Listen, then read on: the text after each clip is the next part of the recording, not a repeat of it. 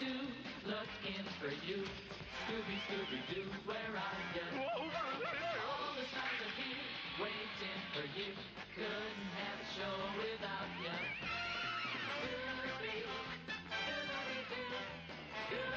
Okay.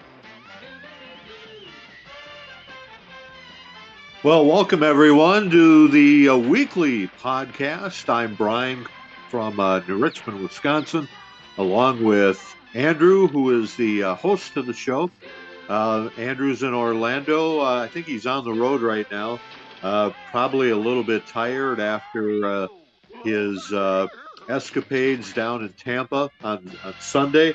We're going to talk a little bit about the football playoffs since our last two episodes had to do with the Super Bowl being in January back in the 70s. Of course, now it's in February. And I understand coming up in a year or two, it's going to be even deeper into February once they go to an 18-game schedule in the NFL. But we're not going to talk about too much about any of that right now. We do have what I think is a good topic for today, but we'll recap the NFL playoffs before we get going on our topic. First of all, I'd like to welcome Andrew, who, like I said, is the host, and he wanted me to kick off the show because he's on the road right now and just wanted me to get going with things. So Andrew, you got to see an NFL game where you work in Tampa. Red or almost said the wrong team there. The Commanders come in with a rookie quarterback who undoubtedly is probably the best rookie quarterback that we've seen in a while in Jaden Daniels, and he beats the Buccaneers at home.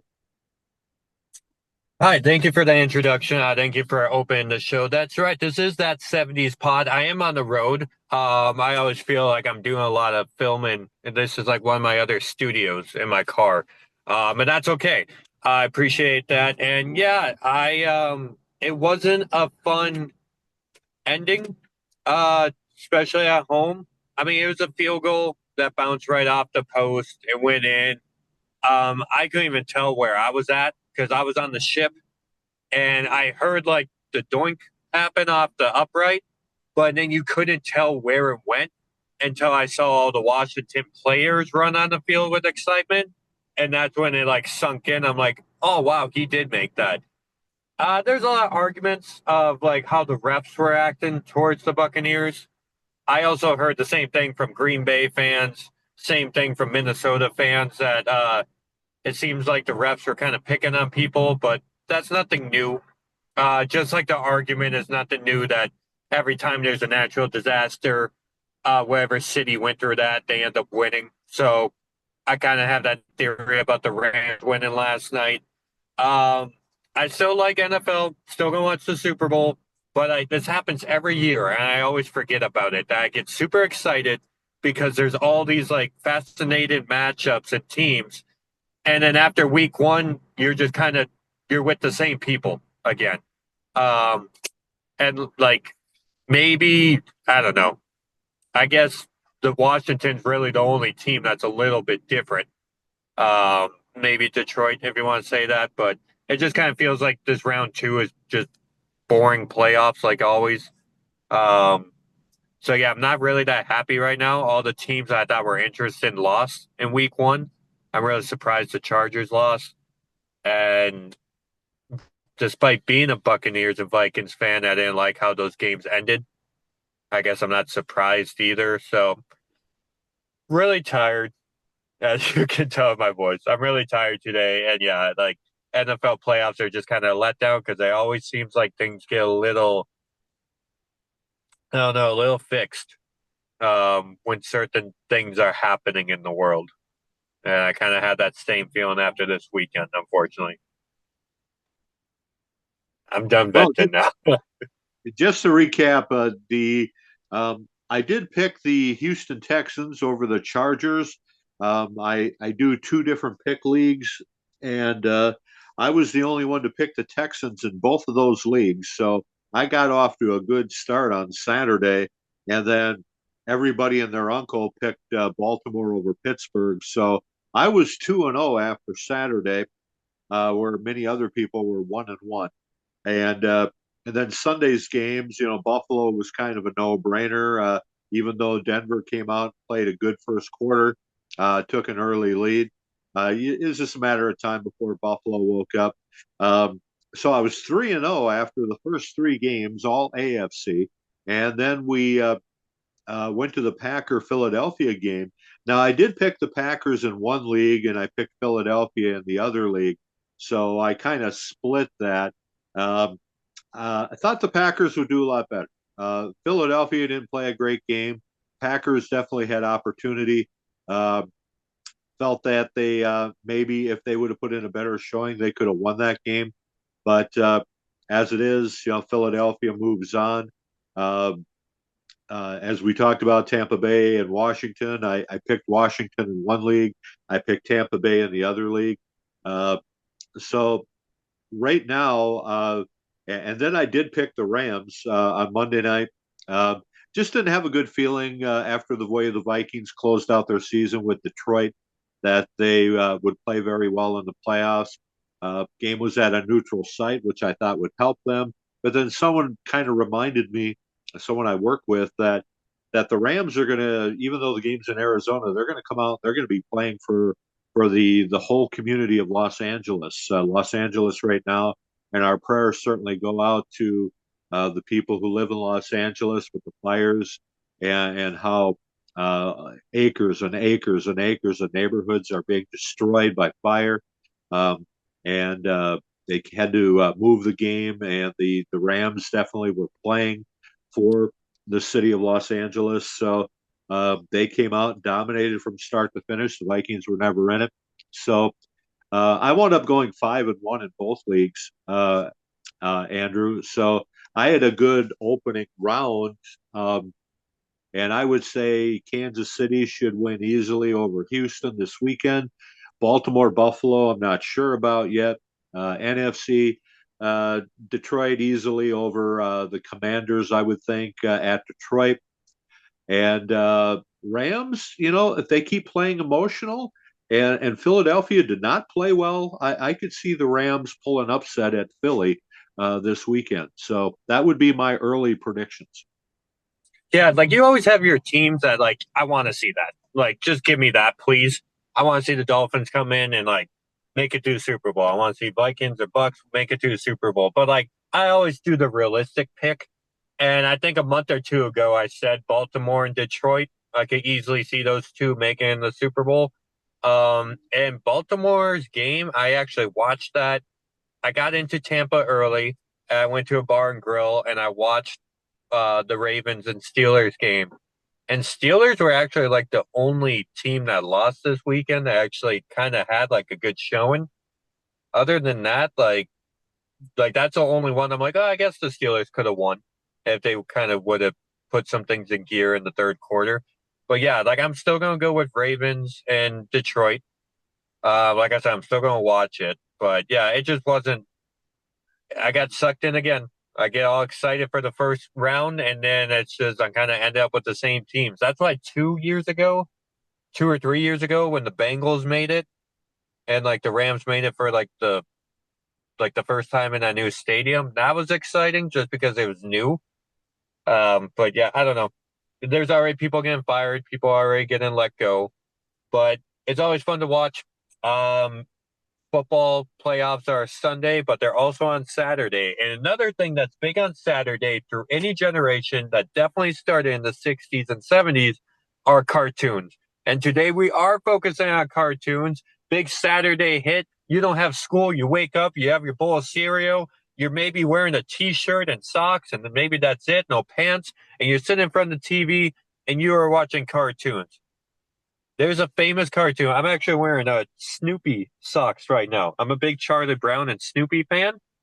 But there's another cartoon that's timeless. Timeless, timeless, even today, 2025. As we enter in today's topic, I'm assuming your favorite cartoon of all time. Brian, take it away. Well, that was a good segue from NFL games being played on Saturday to Saturday morning cartoons. You know, back in the 70s, I was well, I was in grade school, elementary school, I guess is what most people call it, in the early part of the 70s. And I was one of those nerds, Andrew, that and instead of sleeping on Saturday, which was the only day of the week to sleep in, because Monday through Friday you have school, Sunday you have Sunday school and church. So Saturday was my only day to sleep in. But what do you think I was doing? I was up at 6 o'clock, and back then, um, television, there was no television between midnight and 6 a.m. It was, they just showed a test pattern, and that's all there was. There was no overnight TV or 24-hour TV like there is now on every channel. So I would get up, turn on the TV, and the test pattern was still on, because it was a couple of minutes before 6 o'clock. But I wanted to get up and watch my favorite Saturday morning cartoons, and my all-time favorite, and we're going way back to 1972 on this one, was the Scooby-Doo mystery movies. Now, Scooby-Doo started in 1969 with Scooby-Doo, Where Are You?, which was a half an hour show. They made 17 episodes that year. Um, the producers of the show, Hanna Barbera, they wanted something a little bit different, because cartoons in the late '60s were getting a little bit too violent, and I don't mean Bugs Bunny dropping an anvil on the head of Yosemite Sam. I'm talking about the cartoons with teenagers that were maybe using laser guns and stuff, and producers just thought that was maybe a little bit too violent for Saturday morning cartoons, and so in 1968 they had come out with the Archies. The Archies was a comic book forever and ever and ever, and they turned that into a cartoon, complete with music.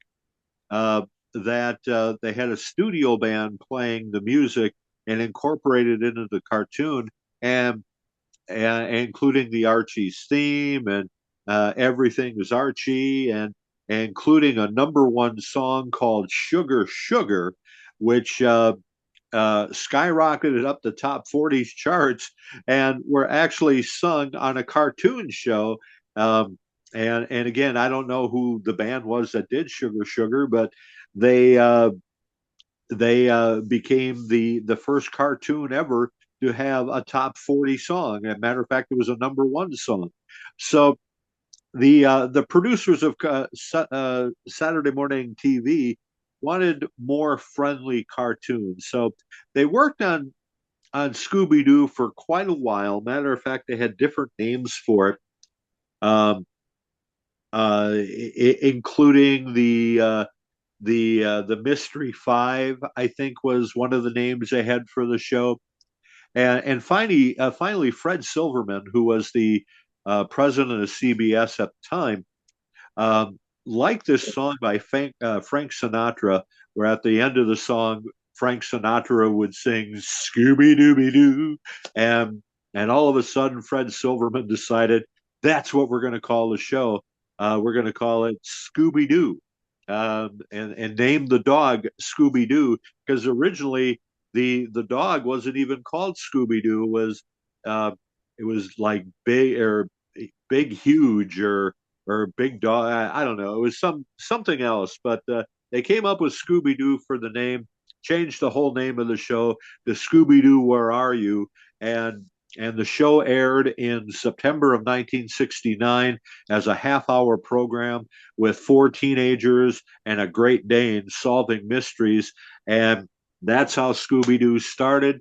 And the ratings went through the roof. 65% of people on Saturday morning were watching Scooby Doo in its time slot on CBS. And they did 17 episodes the first year. They did 8 episodes the second year in 1970. And then in 1971, they just played reruns. But in 1972, Andrew, is when, I mean, I did watch Scooby Doo, Where Are You? But in 1972 is when they decided to take a whole new avenue, change the theme song, and make Scooby-Doo an hour-long episode and have a guest star every week. And it became Scooby-Doo's Mystery Movies. And it was on from 7:30 to 8:30 every Saturday morning on Channel 4 in the Twin Cities, CBS. And I was hooked. I was excited for when they started running the promos, and I just thought, this is so cool. They're actually going to have celebrities that I've heard of, like Don Knotts and Sonny and Cher and Sandy Duncan and Phyllis Diller, and Davy Jones was on an episode, Jerry Reed, and it was absolutely exciting. I when I saw that first commercial promoting the new Scooby-Doo mystery movies, I picked up the phone and I called my friend in St. Paul who lived 2 blocks from me, Jim Foster, and I said, "Did you see that commercial?" And we were just talking on the phone, and we were so excited, and we're going, yeah, they're going to have the Three Stooges and the Addams Family and Batman and Robin, and I said, they didn't say this, but maybe they'll even have the Green Hornet and Kato, and we were just excited. And that first episode aired sometime in September or October of 1972, and Scooby Doo meets the Three Stooges was the very first episode, and yeah, I was hooked, Andrew. I mean, Scooby Doo, Where Are You was good, but the Scooby Doo mystery movies that started in 1972, man, I couldn't wait to get up every Saturday morning and watch these episodes because I just thought it was so cool that it was an hour and they had a guest star. Okay, so two things real quick. You said the first Scooby-Doo, like the original, was made in 1970, correct? 1969 is when Scooby Doo, Where Are You first hit the airwaves. Okay, and you were watching that like right away from your earliest memory? I didn't really watch. I mean, I was aware of it, and I did watch it a few times. Um, and I thought some of the episodes were good, but it, uh, it wasn't until the mystery movies in 1972 when I became a lifelong Scooby Doo fan. Gotcha. And then you said the test pattern. Explain that to people what that is. Well, local television used to go off the air at midnight, and every network, whether it be CBS, NBC, ABC, or whatever your independent station is in the market you're in, would go off the air at midnight and play the national anthem.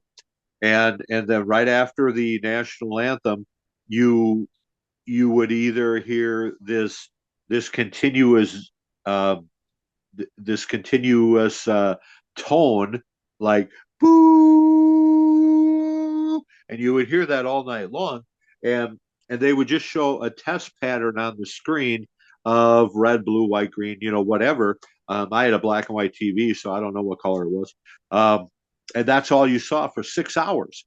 And then at 6 in the morning, um, that test pattern would go away, and then local programming would start.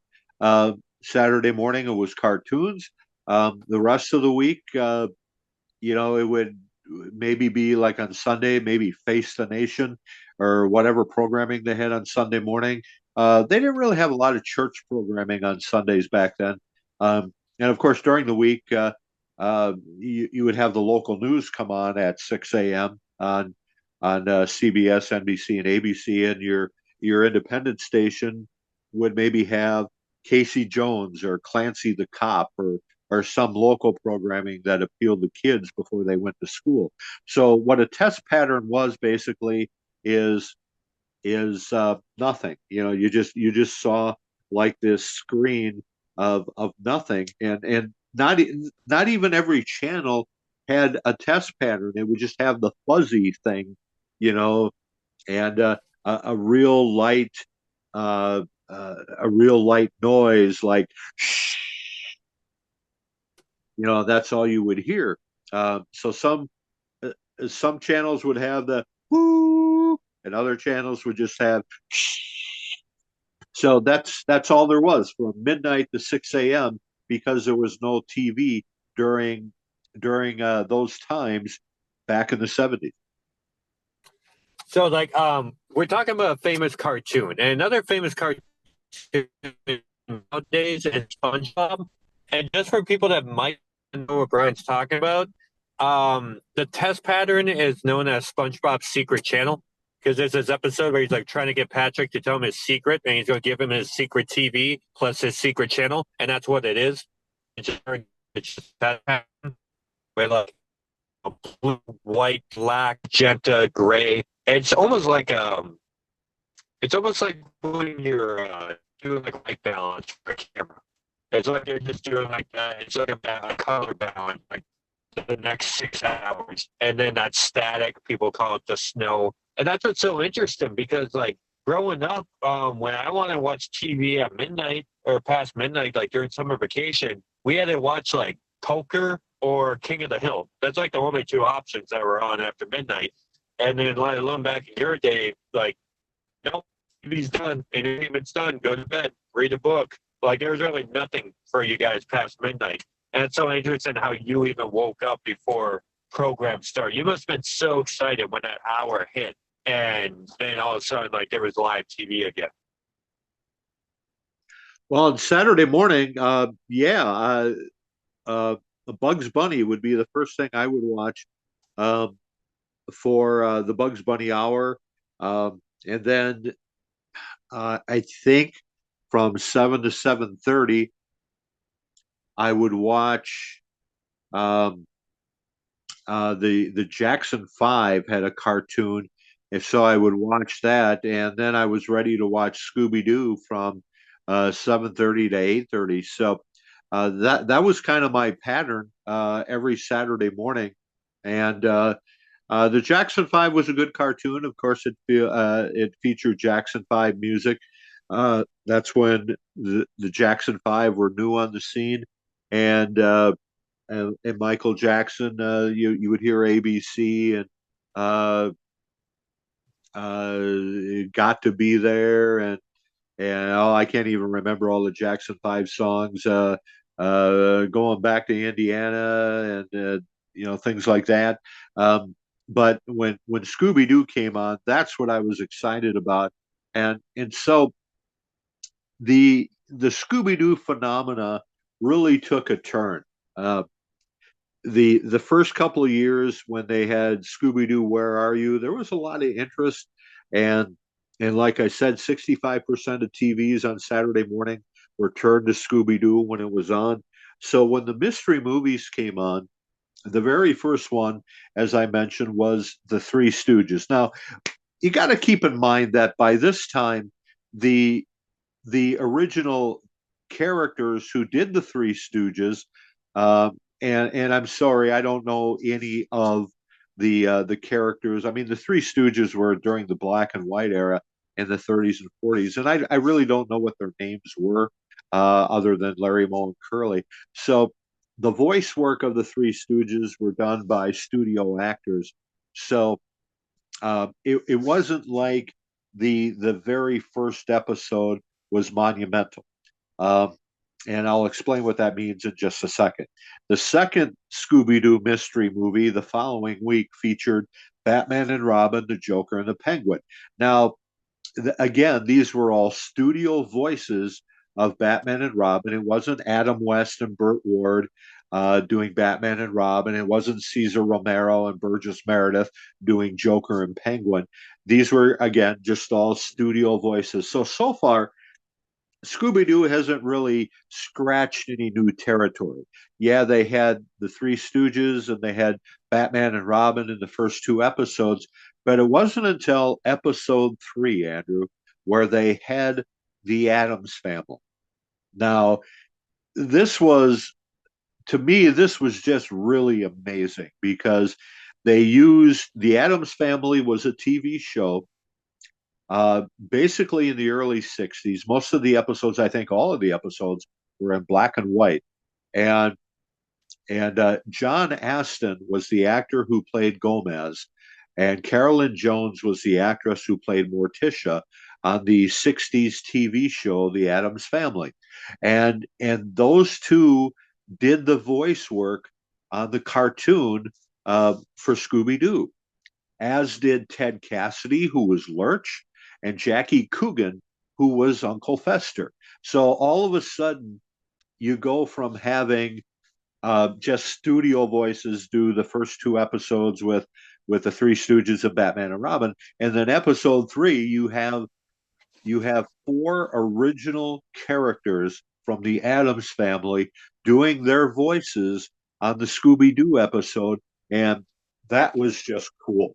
To me, that was just amazing because it was, I used to watch the Addams Family in the '60s, and four of these people came into the studio and did the voice work for their characters on this Scooby Doo episode, and to me that was just amazing, and just absolutely loved it, Andrew, and I was so stoked after episode 3.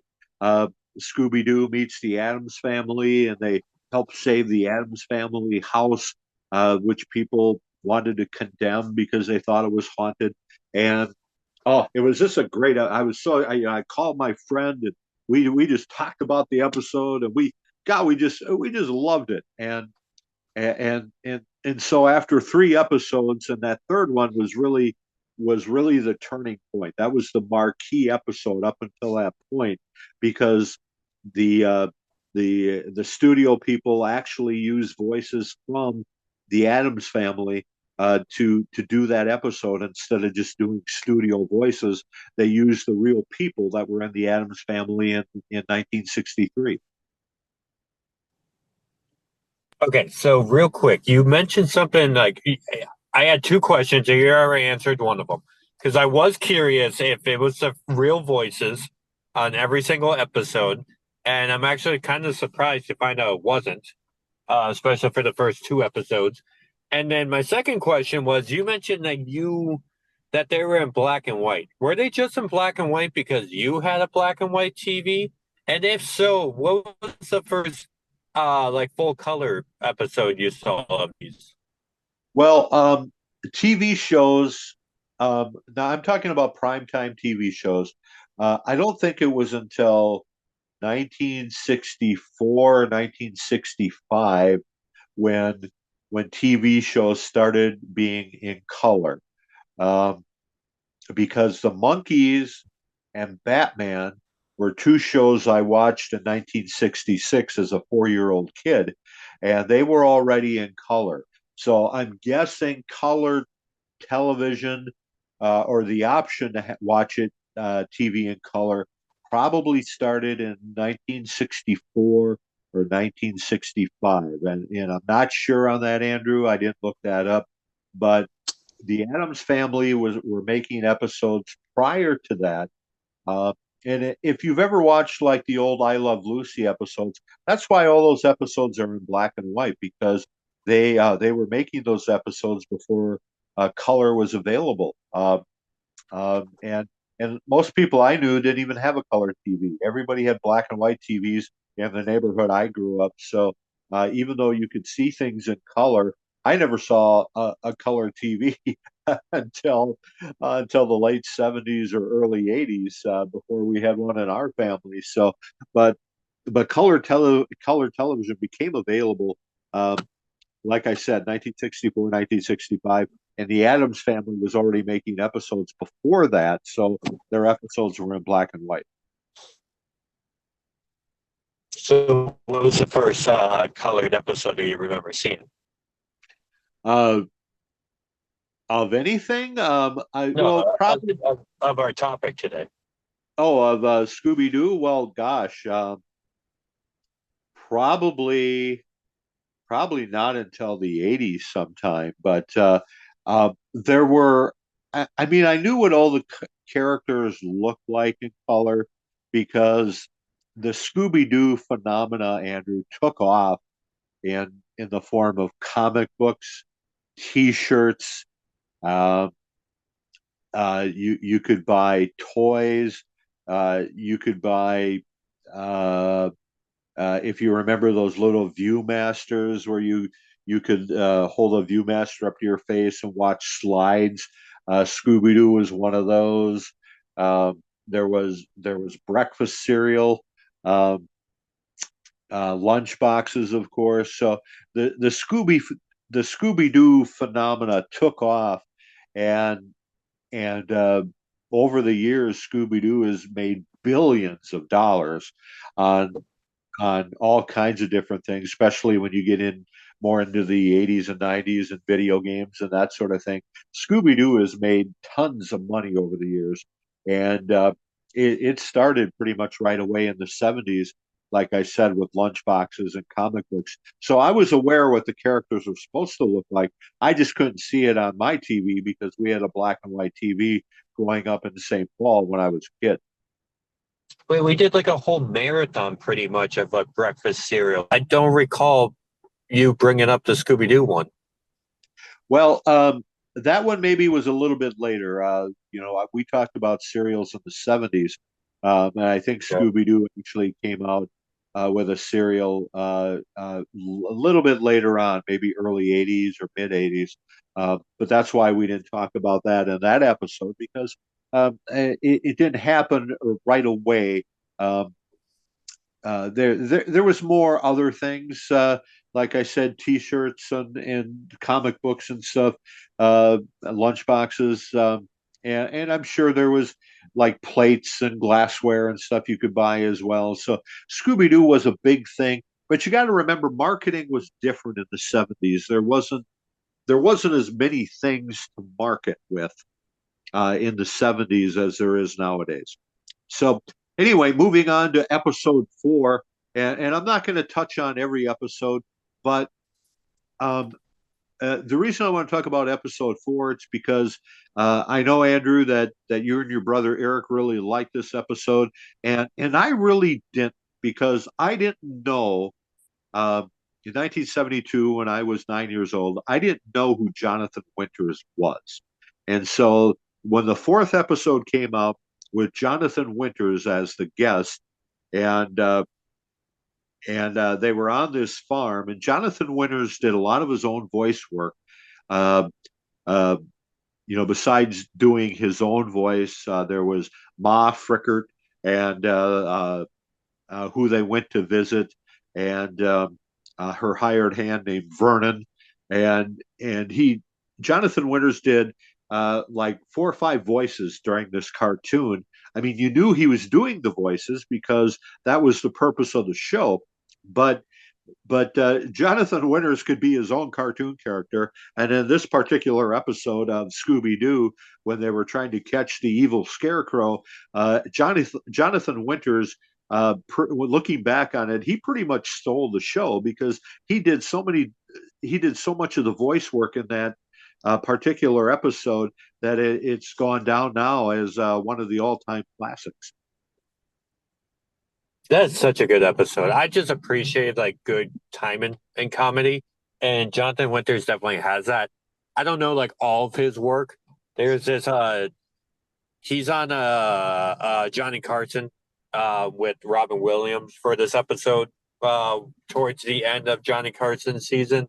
It's just so good. You're right. That is one of my favorite episodes. That one and this Batman and Robin one when like they end up at this warehouse with all these floats for like this parade coming up, and there's like a Batman and Robin float, a Fred Flintstone float, like a Yogi Bear float. I just thought that's such a cool visual as a kid, and I even know of this stuff because we're gonna fast forward real quick because in like 2005 they decided to come out on DVD with all these episodes, and that's the only reason I kind of saw them back in the day when they were on TV, but I didn't really have the like attention span to like watch a who done it show. Like I didn't want to wait an hour to find out like the mystery. Because Nickelodeon didn't produce cartoons with that's not what I was interested in as a kid. But yeah, when the DVD came out, the only thing that bothered me is they didn't have every episode on it. And I know you didn't want to touch on every episode, but we're going to touch on like the favorite ones. And that brings me to my question. In the DVD, disc 1 is this, that, this, and that. But when did you find out who the guest was? Did they say tune in next week, did you have to watch a TV guide, or were you just surprised every Saturday morning? Uh, well, at the start of every episode, they would say, "Today, Scooby-Doo meets Davy Jones." So you would know at the start of the episode who the guest was going to be. Now, at the end of the episode, I don't remember if they said who it was going to be. Like tune in next week as Scooby Doo will meet uh, uh, Sonny and Cher or whatever. Well, I really don't remember if they gave you that tease or not. I think maybe they did. Um, because I can remember talking to Jim Foster, my buddy, about, oh God, I'm so excited to see the next episode. So I must have known who it was going to be. So to answer your question, Andrew, you always know at the start of the episode who the guest was going to be because they would tell you. Um, and then I think they did tell you at the end of the episode. I don't really remember it, but I always seem to know who the next guest was going to be. So, um, now that you mention it, I do remember them saying, "Tune in next week as Scooby Doo will meet Jonathan Winters." I do remember seeing that after the Addams Family episode. So yeah, they did do that. They gave you a teaser so you would tune in next week. So the folks at Hanna-Barbera, they were doing it right. Um, CBS was doing it right. They wanted to make sure people were tuning in to see these episodes, and I'm sure it cost quite a bit of money because you're going out and you're getting major talent to come in and do voice work. After Jonathan Winters, I think it was Don Knotts. Then episode 6 was Phyllis Diller. Episode 7 was Sonny and Cher. Episode 8 was Sandy Duncan. So, they just started rifling through all these major characters. And when you think about it, after the first 2 episodes of just using voice work or studio voices to do the Three Stooges, Batman and Robin, all of a sudden you got Addams Family, Jonathan Winters, Don Knotts, Phyllis Diller, Sandy Duncan, Sonny and Cher. These are all people that you're aware of that are coming into the studio to do these episodes and do the voice work for their characters. So this was just something that had never been done before. Um, the artwork was pretty good, where the real life people, Sonny and Cher, Don Knotts, Jonathan Winters, look, the cartoon of them on Scooby Doo looked pretty good. It's not like somebody didn't look anything like Sonny and Cher. I mean, they did a good job at the artwork, and the voice work was so cool. And Andrew, I was just excited every week. I was just so excited, and they did all this, and and I was trying to figure out a way that I could preserve. Okay, in the '70s there was no way to preserve the episodes you were watching. We didn't have VCRs yet, or Betamax or anything like that. The only form of videotaping that anybody had in the '70s was having like a 8 millimeter camera. Well, we were we were poor. We didn't have anything like that, but I would see that in the Sears catalog and a movie camera, and I thought, oh, it'd be so cool to have that, and I could videotape the Scooby Doo episodes as they were happening, and then watch them. I could play it back and watch them. So, but since I wasn't able to do that, I did have a portable cassette player. So I started doing audio tapes of the episodes, and then I would listen back to them so I could at least listen to the episode. I couldn't see it, and then I thought, well, maybe I should draw pictures of that episode, and I tried to do that, but that just took too long. So uh, I would listen to the audio tape that I would do, recording it off my portable cassette player because that's the kind of nerd I was, and I would play it for my brother, and I'd play it for Jim Foster, and because he didn't have a cassette player, and I'd go, "Hey, we can listen to it. We can't see it, but we can listen to it," and we would listen and laugh, because we both saw the episode, but and we could visualize what was happening, but all we heard was the audio. We didn't have any video. So when when you mentioned um, uh, that they released the uh, the complete series, or so we thought, in the mid 2000s, I was really excited. And if you remember, I don't remember if it was Christmas or birthday or whatever, but I told you guys I want that, and somebody gave that to me right away, because I wanted to sit down and watch the Scooby-Doo mystery movies that I hadn't seen in years. Um, I mean, every now and then in reruns, you would see something on TV, but I finally had the copy of the Scooby Doo mystery movies. Um, you know, like 30 something years later, when they decided to put it out on a DVD set, I could finally watch these episodes again, and I was so excited for that because, like I said.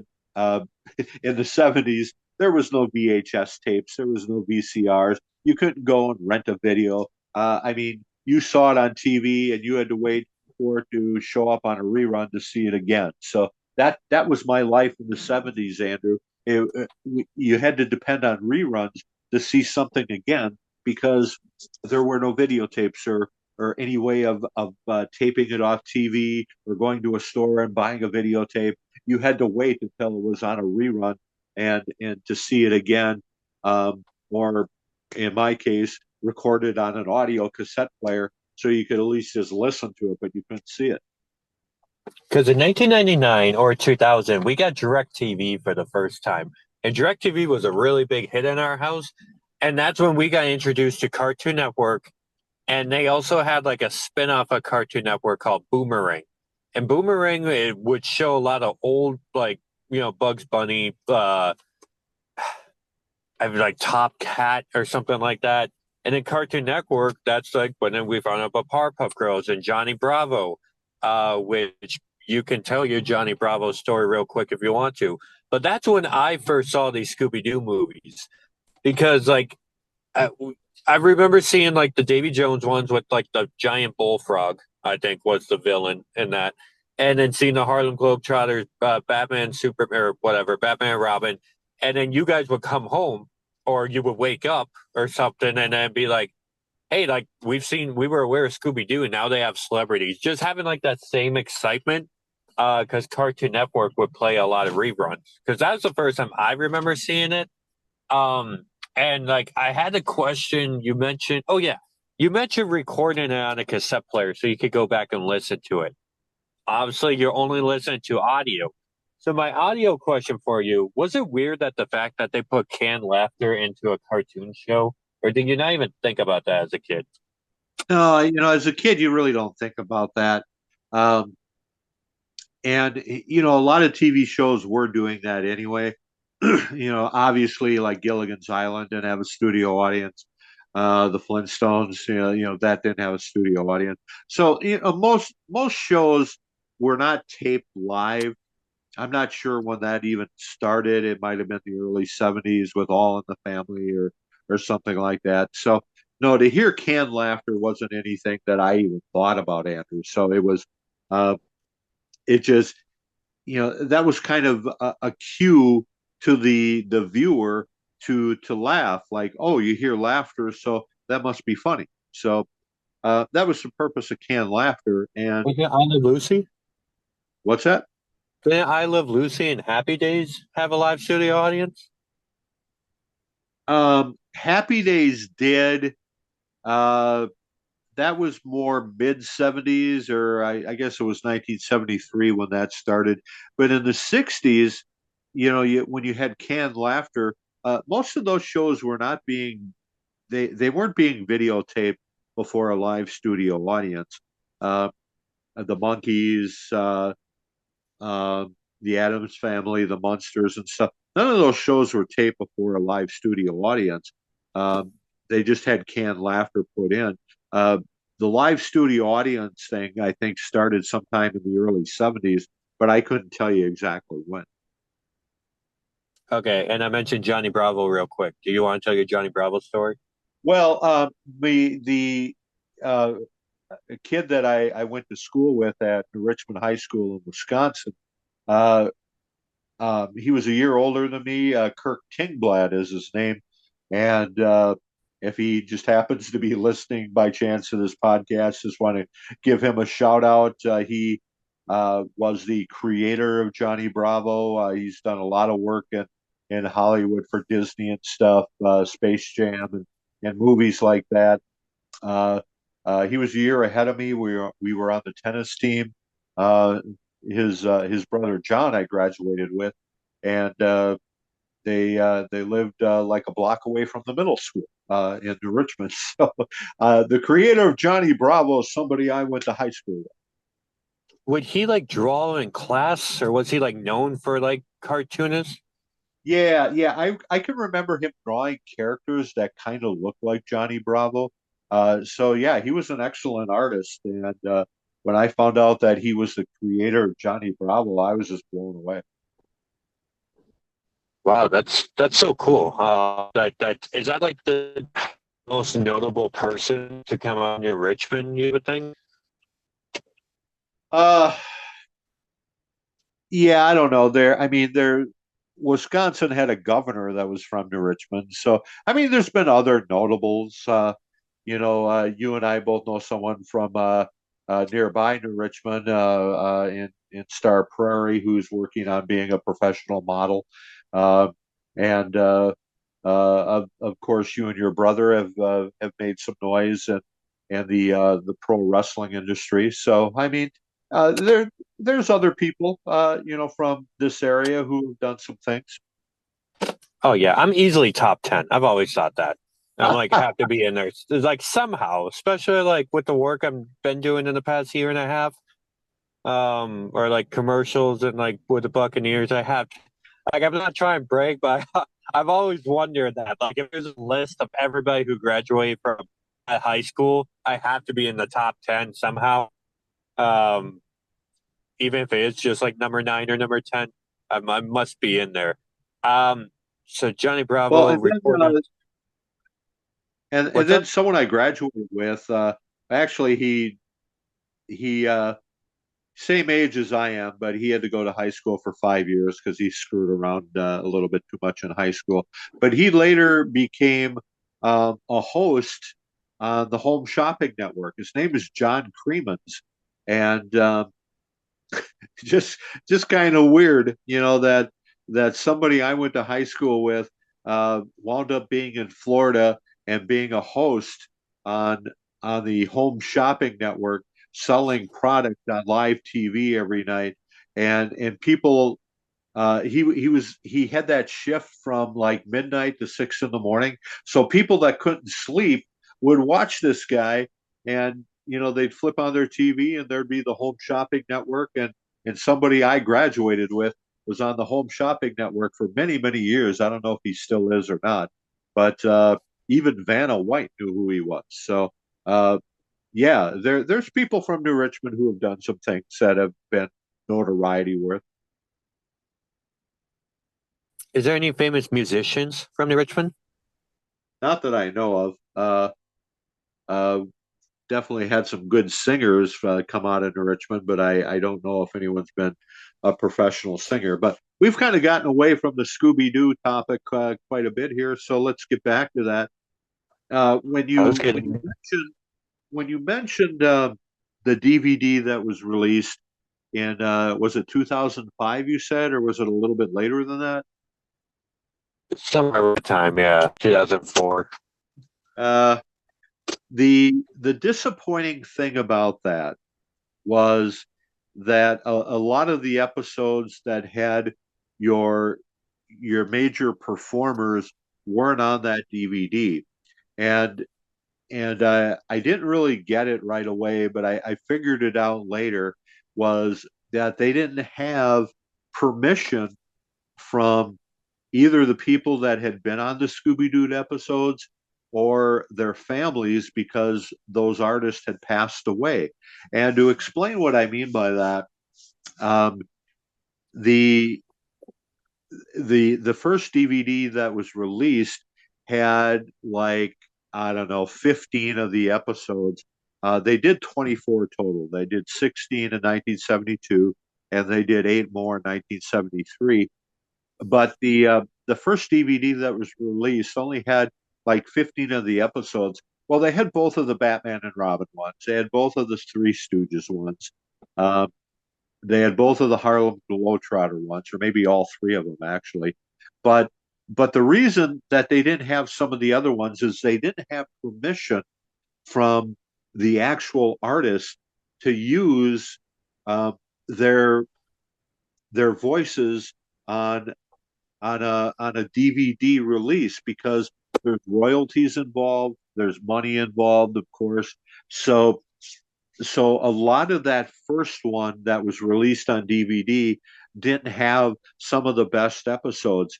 Uh, Maybe 3 or 4 years later, they put out a second DVD release that they called Scooby-Doo: The Lost Episodes, and and that had all the rest of them except for the Addams Family one. And I'm guessing the reason they never got the Addams Family episode onto either of the two DVDs that they released in the 2000s is because all the characters had passed away and the families didn't give permission for uh, for Hanna-Barbera to put that episode on the DVD. So John Astin, who played Gomez, Carolyn Jones, who played Morticia, Ted Cassidy, who was Lurch, Jackie Coogan, who was Uncle Fester, um, either some or all of the families didn't give permission for Hanna-Barbera to use that episode on the DVD release, but all the other episodes by that time had permission from the families because we had to wait for Davy Jones to show up uh, on the second DVD release because he had passed away and they needed permission from the family. So um, if you ever got those DVDs, especially that first one, and wondered why all the episodes weren't on that first one, that's why because they didn't have permission from everybody yet to release all of the episodes, and so they had to wait 3 or 4 more years to get that second DVD that they call the lost episodes. They weren't really lost. They were just waiting for permission from uh, either the artist or their families to use those episodes to make sure that everybody was getting their royalty check. That's a really interesting point. I didn't really think about that. And like my segue I was trying to do when I asked if there was any famous musicians from New Richmond is that I want to talk about the music of this episode. We're going to talk about the theme song real quick. I want to see if you remember the words of it. And I also want to talk about all the musical guests that they have. And then we'll go into comedian and sports guests. So when it comes to the music, you have your original Scooby-Doo, Where Are You song. Um, when you hear the trombone hit, I believe it's a trombone or two, but you start. I'm more of a fan of the intro music for the Scooby movies. You're talking about the original Scooby-Doo theme song or the one for the movies? For the movies. Well, yeah, it started with you're right. It started with a horn and uh, basically, hey, Scooby-Doo, where are you? Have some work to do now. If we can count on you, Scooby-Doo. Yeah, and no, I don't remember all the words, Andrew. I thought I did pretty good there, though. Uh, yeah, I think the original Scooby Doo theme song was probably the best one in 1969. Um, which just started with a little bit of a drum roll to start it off. But yeah, the mystery movies had some kind of a horn section to start it, and hey, Scooby Dooby Doo. Yeah, I can remember I sang it every single week every single Saturday morning. Um, I would watch it, sing along. But yeah, you're right. I don't really remember the words now. It's been too long. As far as musical guests, yeah, you mentioned Davy Jones, Sonny and Cher, of course. Sonny and Cher didn't sing on the episode that they were on, but they were really good. Their voice work was excellent. Um, Davy Jones did sing a song. Um, let's see, how did that go? I know a place where I am going, and a place where I am going is around the bend. And you know, happy is a secret word. I think the song was just called Happy. I remember hearing him sing it, and they were trying to soothe the frog, the giant frog, who basically was somebody in a costume. Um, and then Jerry Reed uh, did an episode where he was locked in the Grand Ole Opry, and they were trying to find him, and he was doing a song called "Pretty Mary Sunlight." She's all right with me. Pretty Mary Sunlight, everything I need. And so those are the two songs I remember by artist. Um, later, they had Josie and the Pussycats, which weren't really a real band, and they had Speed Buggy and stuff in the second season. But the funnest episodes to me, Andrew, uh, were of course the people that had their original voices, the characters they would bring on, the Don Knotts, the Davy Jones, the Jerry Reeds, Don Adams, Dick Van Dyke, Tim Conway, where they would come on and do their own voices. Um, the Batman and Robins and the Three Stooges and even the Harlem Globetrotters. They had three different episodes with the Harlem Globetrotters, and those the Harlem Globetrotters also had a show in the '70s, and but it wasn't the original Harlem Globetrotter voices. It wasn't Curly Neal doing his own voice work, or Geese Osby doing his own voice, or Meadowlark Lemon, uh, who was doing his own voice. The wonderful Scatman Carruthers actually was doing Meadowlark Lemon, and the other people that did all the other voice work for the characters, I have no idea who they were. But so things like that were easy to pull off. They even had an episode of Scooby-Doo where they met Laurel and Hardy, and Laurel and Hardy, of course, had long passed away.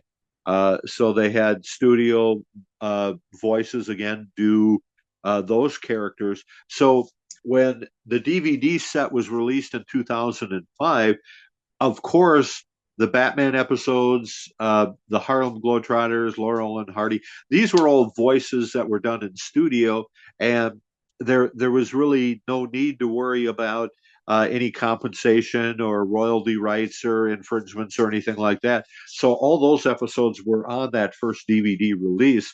It was a little bit tricky getting the other people like Sonny and Cher, of course, because Sonny has been gone for quite a while, and and I'm not sure who's dead and who's alive anymore. But it was difficult to get that DVD release because of all the voice work and all the different voices. But I'm glad they have 23 of the 24 mystery movie episodes on DVD. And I do bring that out every once in a while and watch it because it's just a lot of fun. I enjoy it a lot. I enjoyed it as a kid. Like I said, I was a nerd getting up every Saturday morning. I wanted my dad to buy an 8 millimeter camera so I could videotape the shows off TV because I thought I'd never see him again. In the '70s, in 1972, I didn't know there were going to be DVD players in the year 2000, where you could go to a store and buy your favorite episodes that you were watching as a kid, like Batman and the Monkeys and stuff, and relive your glory as a kid.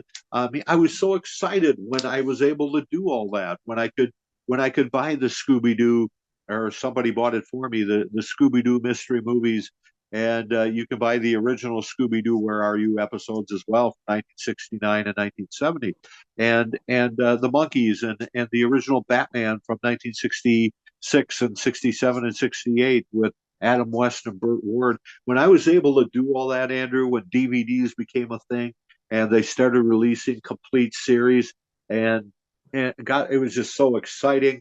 And I have all the Monkeys episodes, I have all the Batman episodes, and finally I had all the Scooby-Doo mystery movie episodes except for one, the Addams Family, which will probably never wind up on DVD. Have you tried finding that episode on YouTube? No, but I do know how to find it. No, what did you ask me on YouTube? You said? Yeah. Yeah, I did find it. Actually, one of your siblings sent me a link to it so I could watch the Addams Family episode, but everything was backwards because apparently when you try to videotape something off the Cartoon Network, everything comes out backwards. And but that was okay. I didn't mind that it was backwards. I mean, you could still get the gist of what was going on. I bet I could find it for you. What season is it? Or what episode is it? Well, Like it's what number? episode 3 of 1972 Scooby-Doo Mystery Movies, uh, uh, probably released in October of 1972, episode 3, The Addams Family. But I mean, that's okay. I mean, I don't need to watch it today, but anyway, uh, in 1972 they had 16 episodes. Watched them all. The following year they only did 8 new episodes, and like I said, they kind of cheated in 1973, Andrew, because by this time they were uh, there were other cartoons that they just incorporated together, like Scooby Doo meets Josie and the Pussycats. Well, that was just another cartoon, so that wasn't a big deal. Or Scooby Doo meets Speed Buggy, same thing. Or Scooby Doo meets I Dream of Jeannie. Well, I Dream of Jeannie was, of course, a TV show from the '60s, but it was also a cartoon in the '70s, and they didn't use Barbara Eden as a voice of Jeannie in this cartoon, so it was just some random studio voice. So 3 of the 1973 episodes, right off the bat, did not have any famous people, but they did eventually have Don Adams and Dick Van Dyke, Tim Conway. Uh, I think they made another Globetrotter episode. Not sure if Cass Elliot, who uh, was, of course, with the Fifth Dimension, Cass Elliot, better known as Mama Cass. I don't remember if she was on season 1 or season 2. Uh, so anyway, they did come out with a few more episodes. The Tim Conway one was probably the best one. Tim Conway, just hilarious. Even his voice is hilarious to listen to him. So that second season wasn't as good as the first one, but they they quit making the Scooby Doo mystery movies after 1973. Just played reruns for a couple more years before, I think it was sometime in 1976, they came out with Scooby Doo's Laugh Olympics. And I wasn't watching cartoons at that point because I was a freshman in high school, and I did sleep on Saturday mornings. So I wasn't watching Saturday morning cartoons as a freshman in high school.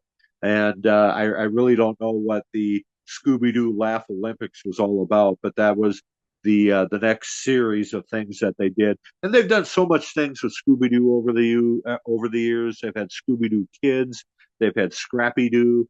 Of course, they made videos that weren't on TV that you would have to buy at the store. Um, and then, of course, I got to mention one other thing about Scooby Doo because within the last 10 years, maybe it's been more like the last 7 years, Scooby Doo started kind of doing that mystery movie thing again, where they hooked or they met up with WWE superstars.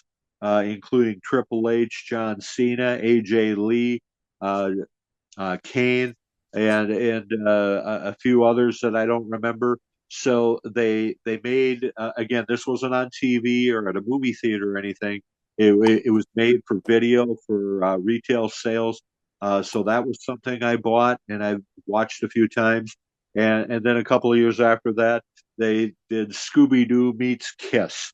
Of course, I had to have that one, Andrew, and all the voice all the voices of the Kiss members were on the video. Paul Stanley, Gene Simmons, Tommy Thayer, and Eric Singer, the drummer, and they even did a song, which was the last studio song, I believe, that Kiss recorded, called "Don't Touch My Ascot," which a lot of people don't know about, but it was Kiss that did that song at the end of the video. But they played a lot of Kiss songs during that episode. Again, this wasn't something that was on TV or in the movie theaters. It was something you had to buy. And I think those two DVDs of Scooby-Doo meets the WWF and WrestleMania and Scooby-Doo meets Kiss, I think they sold pretty well at the store. Have you seen both of the WWE versions? I have the second one, but I haven't watched that one. I think Undertaker's in that one and a few others that weren't in the first one.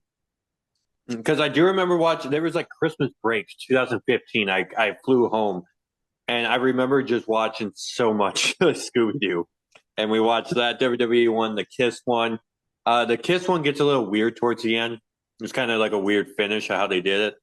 And then you were never a fan of The Miz. And then I remember after you watched that Scooby-Doo one, you're like, oh, I kind of like Miz now. Like, he's okay. Like, I kind of get it, just because of Scooby-Doo. And Yeah. so my last question, I guess as a kid, what was your favorite episode? And then what was your least favorite episode? And why was it the Dick Van Dyke one? I never said anything about Dick Van Dyke. That's a bad episode. I just don't like that one. But I didn't mind the Dick Van Dyke one. My favorite episode was the one with the second one with the Harlem Globetrotters, where they were in this haunted house, and I think it was episode 14 or 15 of season one, or of the first year of the Scooby-Doo mystery movies. It wasn't the pirate ship one. This was it was really a well done Scooby-Doo Harlem Globetrotter one, and that was my favorite episode. All I remember is because it had the Loch Ness monster, and they were trying to figure out why the Loch Ness monster was or who was controlling it, because they didn't believe that the Loch Ness monster was real. So they had sunken pirate ships, and they just said all kinds of cool things going on in this episode. So that was my favorite episode of Scooby Doo, the mystery movies. My least favorite one, uh, like I said, was probably because I didn't know who Jonathan Winters was as a 9-year-old kid. So that was probably my least favorite one at the time. But over the years, that's become one of my favorite ones now. I enjoy watching that one. And now I would have to say my least favorite one would probably have to be like the Speed Buggy one, or Josie and the Pussycats, or I Dream of Jeannie, or one of those are probably my least favorite one now. okay, speaking of, when you were talking about the different, like they did this, I don't even remember the Laugh Olympics. I do remember a pup named Scooby Doo, and they did different variations. I don't think there's just a fever dream. I'm pretty sure it's real. I know it's real. There's like this one where, okay, there's two of them. Did Scooby have like a dumb cousin? Yeah, couldn't tell you what his name was. Like with a hat? Yeah, yeah, he did have a Okay. cousin, and don't remember what his name. And I do remember this other one. It was like a made-for-TV special, like most of them were. But Shaggy was wearing a red shirt, and it's Shaggy, Scooby, and I think maybe Scrappy, and they're like trying to help this house of monsters' little daughters. Like it's all these like little daughters of like the Mummy, Frankenstein, the werewolf. Do you remember what I'm talking about? No, I don't remember that one at all. It's like all of a sudden Shaggy and Scooby are like they're in charge of this school with like these little kids monsters or like little kid monsters in them. I don't know. Scooby-Doo is always great. It's always a good pastime to watch. I did watch that monster truck episode with the Undertaker not too long ago. I don't know if I finished it, but yeah, I probably have to say Jonathan Winters is the best one of all time, no matter what. I know this was a topic that you were super, super excited for when you told me you wanted to do it. We are wrapping up this week's episode. If there's any final words you want to say about the Scooby Doo episodes. Well, what's funny is I just thought of doing this episode a few days ago, and we've done 30 something episodes of my life in the 70s and things that I look forward to and things that I did and friends I hung out with and music I listened to and TV shows I watched. I can't believe I never thought about doing an episode about Scooby-Doo's mystery movies. That was such a huge part of my life for 2 years, and and it just hit me the other day that, wow, why haven't you done this? I mean, this is obviously something that I was always excited about. I look forward to every Saturday morning to get up early and grab my bowl of cereal and go sit in front of the TV and watch Saturday morning cartoons. And I was just stoked to see Scooby Doo's mystery movies every Saturday morning at 7:30 on CBS. And and like I said, Andrew, just can't believe that I haven't thought about that till now. We've done so many episodes, and I never even thought about doing an episode about Scooby Doo. And I think about 10 years ago, TV Guide listed Scooby Doo as the fifth best cartoon of all time. And bravo! I don't know who the top four were, but Scooby Doo is number five. That's all that matters. Yeah, I'm reading this list of all the episodes. I think you touched on all the episodes. There's 24 total. I don't think I've ever seen the Jerry Reed episode. I don't even know who Jerry Reed is. Jerry Reed was a country music performer in the 70s. He had a really popular song called "When You're Hot, You're Hot," uh, which is not so much a song; it's more of a narration type thing. Um, Mm-hmm. and they even tied country music into the episode where he was trapped in the Grand Ole Opry, and Scooby and the gang were trying to find out where he was, and when they finally found him, they had to solve the mystery, of course. And I don't remember who what the monster was or what the evil character was of that episode, but it was really a good episode. And uh, you know, next time you're home, we'll fire it up, Andrew, and you and I can watch it. And apparently, looking at this list, it seems like they made another one, like another Harlem Globetrotters one, like years later, That like could in be. 2005. The Globetrotter episodes were good, but again, none of the original Globetrotters did their own voice work. And I looked that up this afternoon just to make sure, because the Globetrotters had their own TV show, their own cartoon show. Um, and I thought, well, maybe one or two of them did their own voice work, but they never did. Scatman Carruthers, who was a wonderful character actor in the '70s, was the only major talent that did one of the voices. He did the lead character, Meadowlark Lemon, but uh, yeah, none of the other ones did any of their voices for the Globetrotter. And these are really big celebrities, right? Like all the guests that they have, they're not just getting like B-list people like celebrity squares. This is kind of like top of the '70s, like mainstream, correct? Oh yeah, I mean, to get Sonny and Cher, I mean that was huge. Sonny and Cher were recording artists. They had their own TV variety show, and all of a sudden they show up doing voice work on Scooby-Doo. That was a major thing.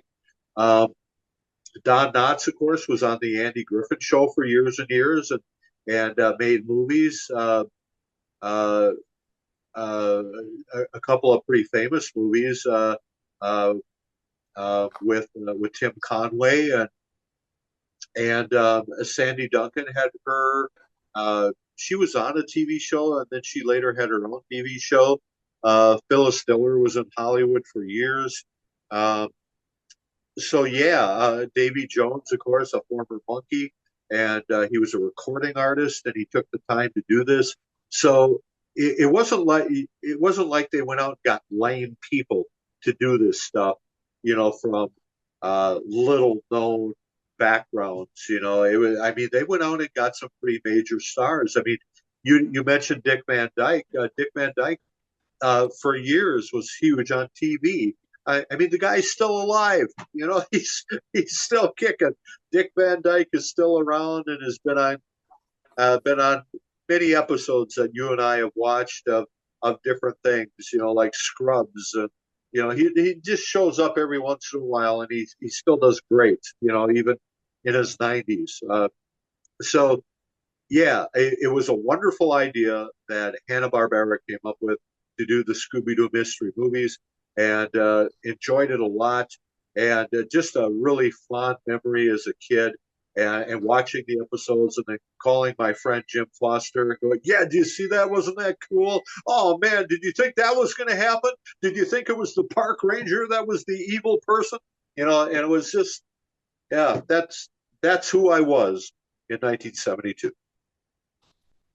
And last question.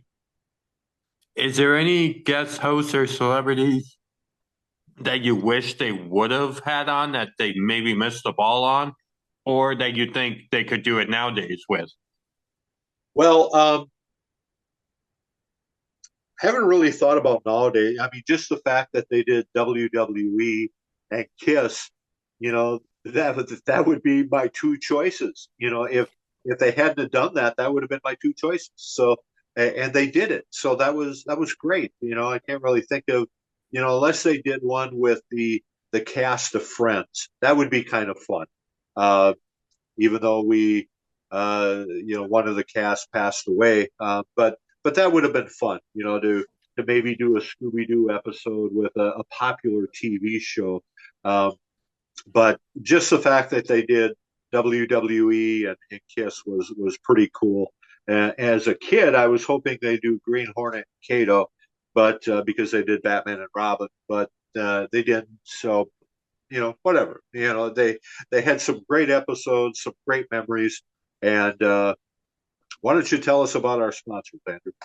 Well, real quick, were they kind of attacking people like that were already a big deal? Like it was a phenomenon to have Sonny and Cher, Batman, Robin. So if that's the case, would they like get somebody like Taylor Swift like nowadays? Is that kind of what the formula was? Well, Taylor Swift would be too far out of the spectrum.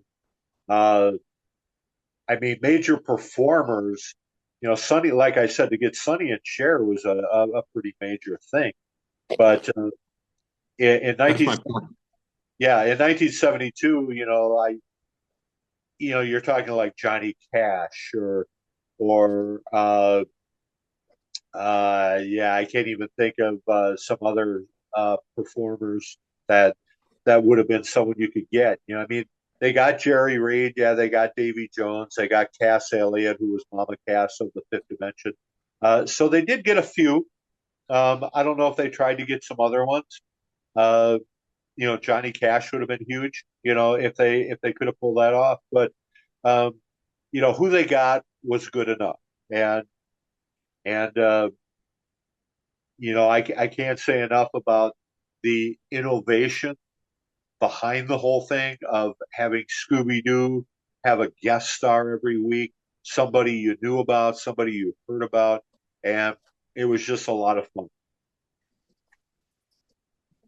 It is a lot of fun, and we have fun every single week. This week, we're talking about the Scooby-Doo movies of the 70s. Brian, I thank you for taking us back to 1971, 1972, and 73. As you're watching these episodes every week on TV, you're right. This was a great innovation, and you never want to innovate, or you always want to innovate. You never want to imitate. And the place that does that great is KingLineNutrition.com. This is a one-of-a-kind best snacking experience that you could get online. That's KingLineNutrition.com with edible cookie dough, regular cookie dough mixes, protein powder mixes, pancake mixes, all flavors. I haven't looked yet. I should, because it's a new year. It's 2025. It's January. I wonder what flavors they have. They still have their Halloween and Christmas flavors. If you want to go out there, use the promo code Lockhart, LOCKHART. That's KingLineNutrition.com. And you can be snacking with a comfortable T-shirt or a hoodie on as you go to godlyfatherapparel.com. Godlyfatherapparel.com. That's promo code Lockhart15. That's LOCKHART15. That's Lockhart15 at godlyfatherapparel.com. And thank you again for listening every single week right here. We're on YouTube. We're still on YouTube. We have our new cover art, our new thumbnails that we're getting out every single week for you. This is That 70s Pod with Bryan Lee on YouTube. You can subscribe, like, comment, fave, share, whatever you want to do. Leave a comment what episode you want to do. I thought we were going to do all sports month for January, and we're not, because now we're talking about cartoons. So next week, we could be talking about music. We could be talking about movies. Me personally, I still want to do that ABBA episode. I know we're going to circle back to some NFL. We're going to have the Olympics coming up, the Winter Olympics. There's always something we're going to talk about. As stated before, this Scooby-Doo episode showed up like the idea within the past 3 or 4 days. And I'm like, cool, let's do it. That sounds fun. I should have worn my Scooby-Doo socks. I dropped the ball on that one. However, we do appreciate you always. I appreciate your time, Brian. I know you're busy. And even if I'm busy, I'm driving around. I'm driving to and from different cities here in Florida. I'm always going to make time to record every week and edit and upload however I can. I hope you're staying warm up there in your Minnesota Gophers hoodie. I hope. I don't even know if the Gophers won their bowl game. I didn't even look at that score. Yeah, they did. 24 to 14. I don't remember who they played them. Which bowl was it? It was a bowl I've never heard of before called the Duke Mayo Bowl. Well, good for the Gophers. The Vikings, their season's over, and late drive to whatever a trade. So we're always a fan of our Minnesota. We're always a fan of our Midwest talk. You can hear about that on our Thanksgiving and Christmas episodes. We always have really deep roots when it comes to the Midwest, and appreciation as we do for you guys every week for listening to this episode. I am signing off from Florida. Brian, you start this episode and you can end this episode. Take it away. Yeah, I just want to reach out again to all our anybody in Los Angeles, shoot some prayers. We've been teasing for weeks that we're going to get a special guest on one of these episodes. His name is Steve Gelder. He's somebody I was roommates with in 1980, 1981 in Minneapolis. He's from Cavalier, North Dakota. He's been living in LA with his wife, Gray, for many, many years, and I haven't had any contact with him. I hope he's okay. So prayers go out to Steve and Gray, and anybody else that you might know in LA, remember him. It's a really horrible thing that's going on out there right now. So we remember our friends in Los Angeles as we sign off.